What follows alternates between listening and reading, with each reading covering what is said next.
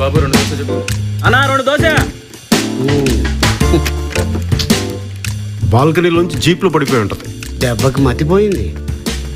Amnesia పొద్దు గారు. మళ్ళీ గతం ఎప్పుడు గుర్తుకొస్తుందో. నాకేం తెలుసు పొద్దు గారు కదా. మరి నాకేమైంది? ఏం లేదు, మీ అమ్మా నాన్న మన పెళ్లికి ఒప్పుకోలేదు. పెసరట్లో కొంచెం ఉల్లిపాయలు ఎక్కువ. ఏ నువ్వు మా అత్త కూతురు, మన 2 ఫ్యామిలీస్కి పడదు, అందుకని లేచి వచ్చేసాం. నూనె కాదు నెయ్యితో. నాకు అక్క చెల్లెలు ఎవరు లేరా?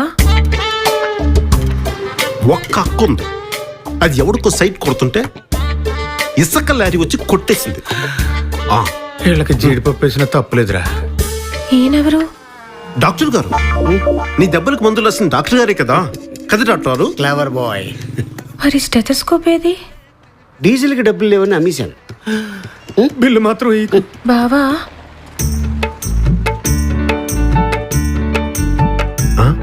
నువ్వు నాకు బావే కదా? కదా. తను అలా పిలుస్తుంటే నాకు చాలా ఫీలింగ్ వచ్చేస్తుంది పొద్దు గారు. బావా మీరు డబ్బున్నోళ్ళు కదా, ప్రాబ్లం మీ ఇంట్లో ఉండాలి కానీ మా ఇంట్లో ఏంటి? దీనికి గతం తప్పింది కానీ లాజిక్ దొప్పలా. డబ్బున్న పలికి బాగా బ్యాడ్ హ్యాబిట్స్ ఉంటాయని ఒక భయం. నేచురల్లీ.